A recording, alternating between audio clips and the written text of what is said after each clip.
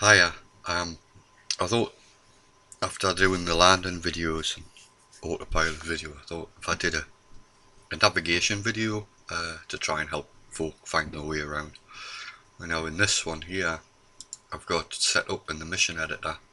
I've got a flyable MI8 assigned to player taking off from runway, and I've got 6 trigger zones on the map. And when you look at the rules for the trigger, as long as I'm alive, the new helicopter group, each trigger zone will transmit the relevant frequency. So for trigger zone 1, that's the preset for the ARK UD channel 1, so 1141166. So using the ARK UD, we can navigate to all these predetermined destinations, and if you get a hold of this mission template, which I've uploaded onto the Ed forums, you can just move your trigger zones around to suit. You know, you can put it anywhere on the map basically, and as long as you're in range with the MI8, you'll fly to it. You'll be guided to it by the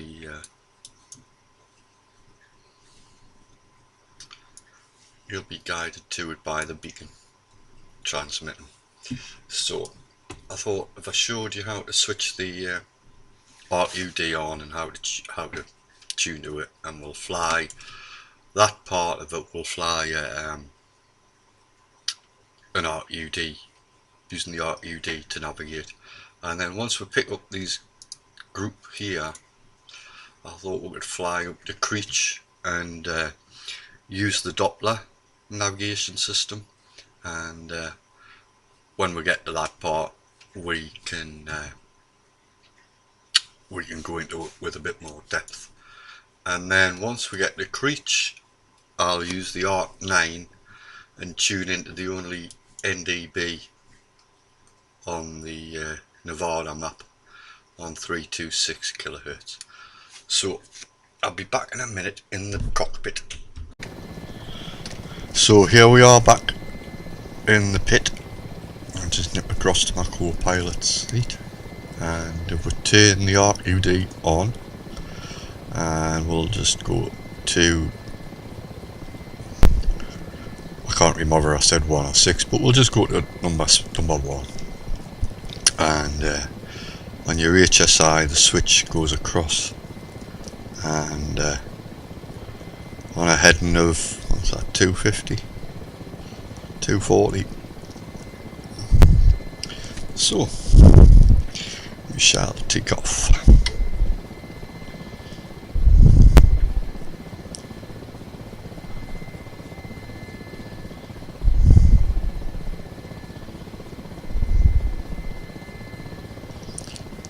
Now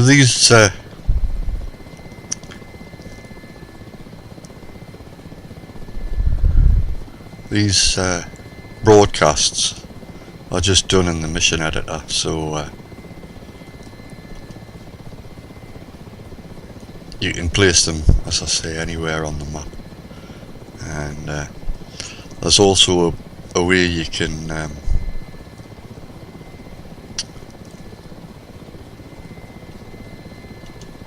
set them so that they'll transmit at a higher power, so the further away you are, you know, you'll still be able to pick up the signal.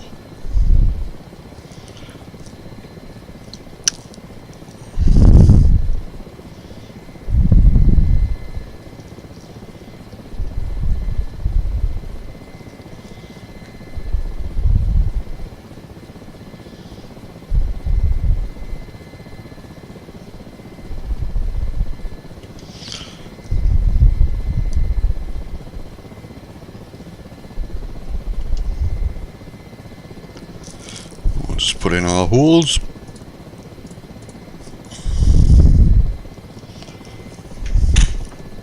And I'll come back when we get a bit closer. Right, I've overflown the overflown the signal,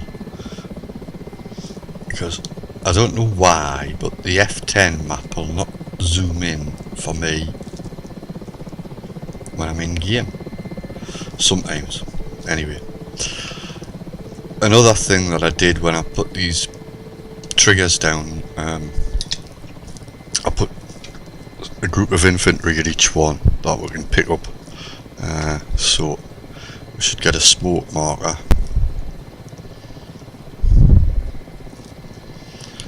For infantry number 1. There we are, down there.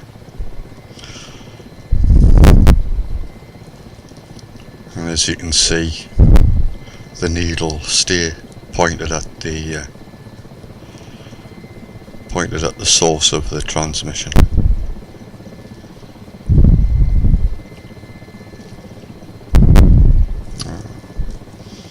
But that's one of the drawbacks, is you only know you're there or you only know you've gone past it when the needle moves on the indicator. Now, I have to be careful here because I'm landing live, and I don't want this to enter the Hall of Shame.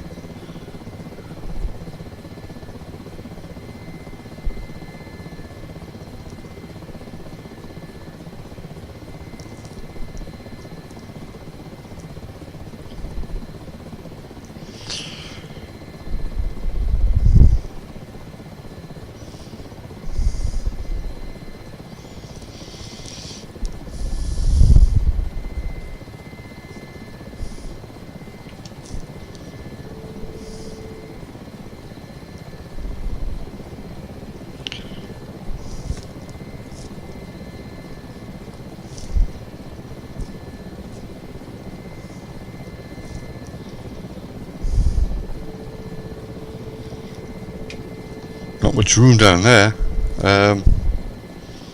Okay. I might just put it down on the road.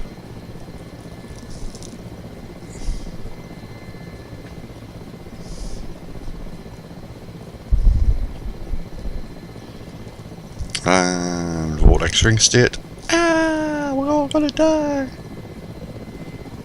Unless you've got enough space to get out of it. Alright, we'll go and do that again.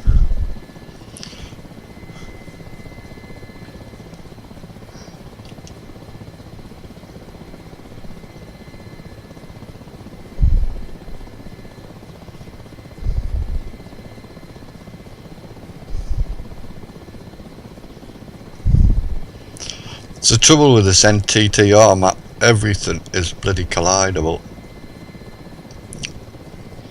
Including deck chairs and cars and all the other nasty things that can snap your rotor blades off.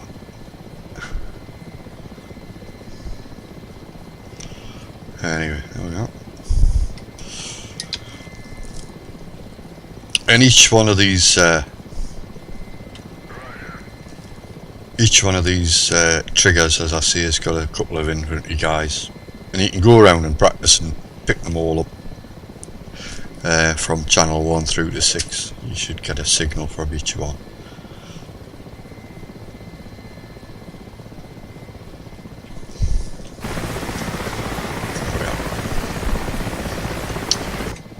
Okay, right, I'll just pause that a second.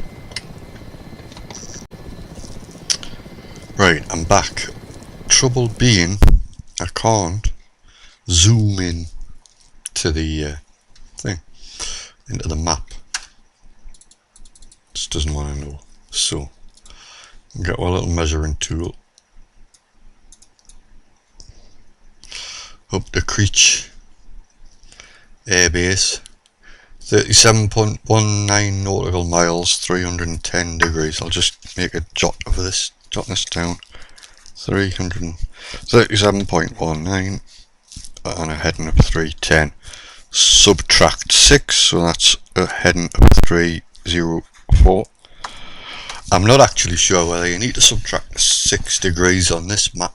We used to always have to on the Caucasus map, but we'll give it a go. 30, did I say 37? 37.19. Okay, be right back. Right, so we've covered the getting to a signal via your ARK UD, which will now switch off. And you need to do a little bit of mathematics. When you get a measurement of the F10 map, it's in nautical miles, but the Doppler uses kilometers, so I think it's something like 1.85 kilometers per nautical mile. I did the quick calculation and it's 68.8 kilometers. So what we do on the Doppler, this is the Doppler panel here, this and this, and also if I just quickly look round, hopefully without spazzing out, this here, it's got to be on operation. That light's got to be lit for it to work. These are just tests from what I can gather from the documents that I've read. Okay, but this is the panel that we're going to use, and the power for that panel is triangular. There you go. That's your Doppler power there. So I did say that the distance now is 68.8 kilometers, and we use because we want the countdown, so we'll go back. So when we get to where we're going, it should read 0.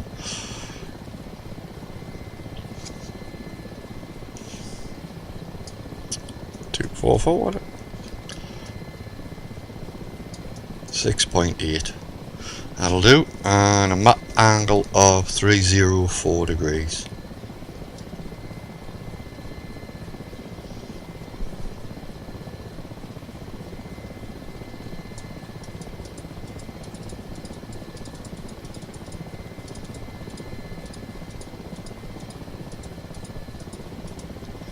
And so this is just flying one leg using the Doppler navigation to assist.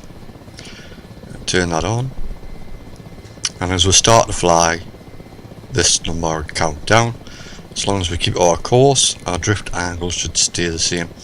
But if there's wind, or you're crabbing, you're not trimmed properly, then you'll introduce drift into the calculation, and this should give you an idea of how much to offset. There's a mode for travelling over the sea, which, I don't know, presumably changes the sensor somehow, and land. And this side you've got operator test, and we're in the operating thing. And this dial here, this readout here, gives us our ground speed in kilometers per hour. So let's get away from these horrible skyscrapers. I'm going to kill my helicopter.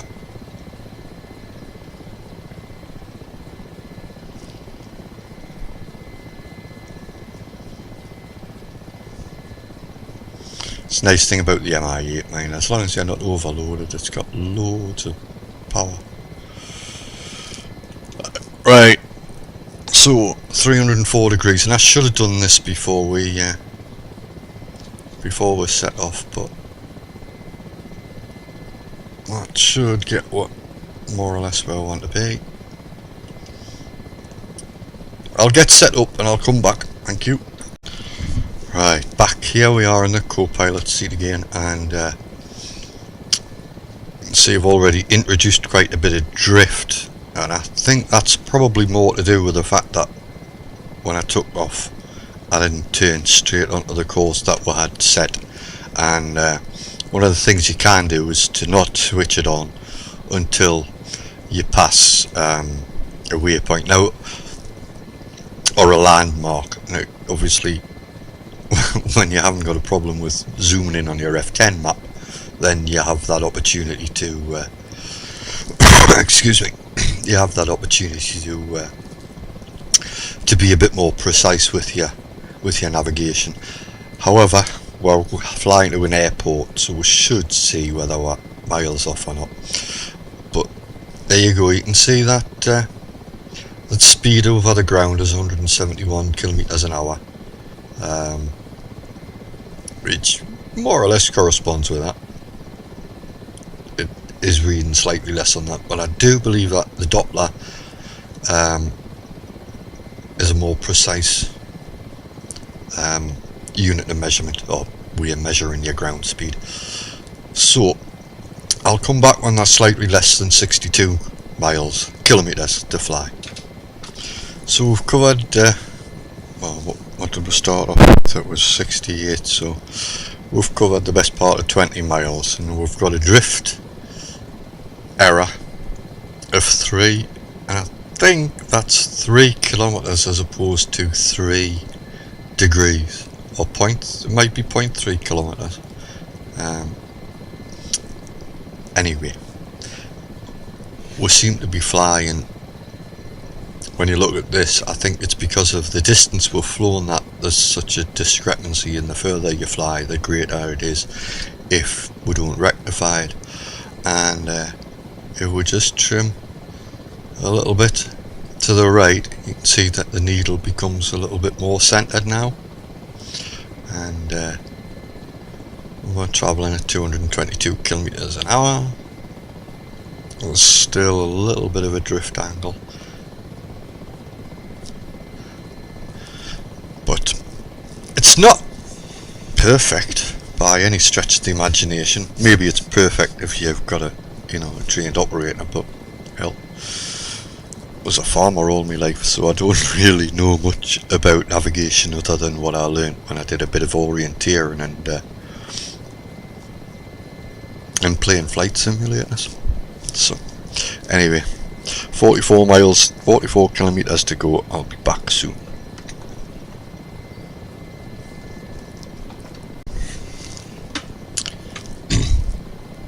Back again, and we're a damn sight closer. 11 kilometers, but I'm also 3, what I would suspect is 0.3 of a kilometer, but I may be wrong. So what I'm doing is flying to the left in an endeavour to bring that drift angle down to 0, and I'm hoping that when I've done that, I should be where I was hoping to be. And I do believe that that's possibly Creech out there to the left, which kind of makes sense if I keep on trying to correct that further to the left, because I'm too far to the right according to the Doppler. And maybe 8 kilometers to go. That's not bad. I wouldn't want to do it in a bloody fog if I wasn't totally happy with my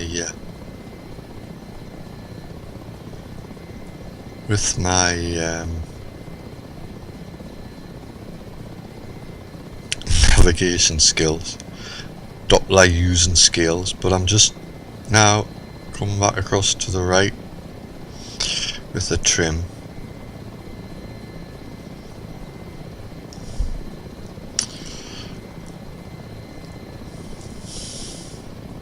Well, that's us travelled best part of 70 kilometres, and what? Well, I guess if we would like to be generous, we're not a million miles away, are we?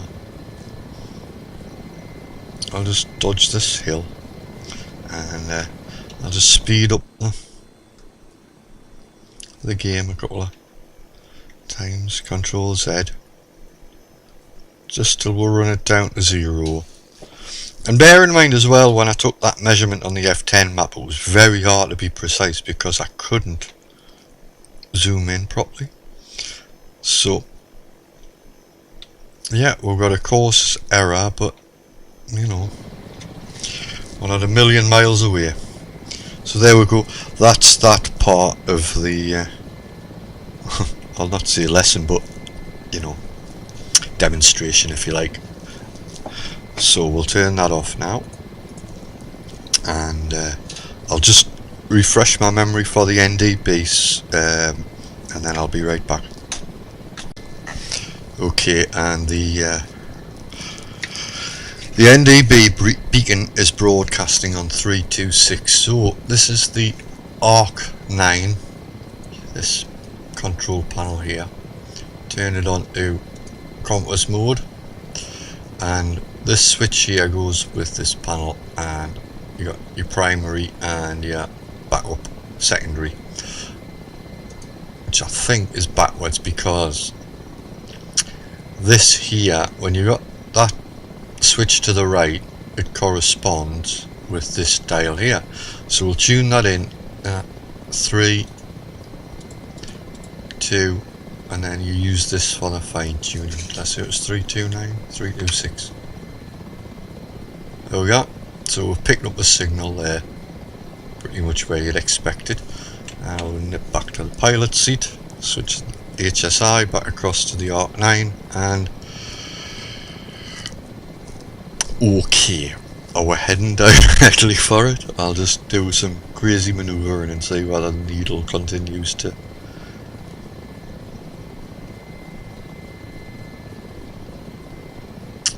point at the NDB. Okay, so we'll take that the NDB is 270 degrees off our nose, or in the direction of 270 degrees ish, and just line up your HSI needle with the carrot on the top.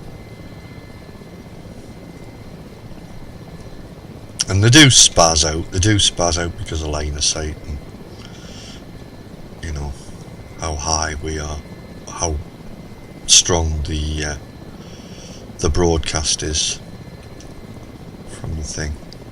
But anyway, that's pretty straightforward, and if you were on the Caucasus map, then you've got a lot more NDBs to choose from. And another thing you can do is, if you've got an inner and an outer NDB for a particular airfield, you'd set your secondary one to the inner marker and the outer one to the inner marker. You know what I mean? The primary one to the outer marker, the secondary one to the inner marker, and then if you just flick between the two, once you hit the outer marker, you get the course for the inner marker, which should put you right over the runway, all being well. Anyway, I hope that was fairly straightforward. It's not rocket science, otherwise I wouldn't know how to do it, but there we go. We'll leave it at that. Thank you.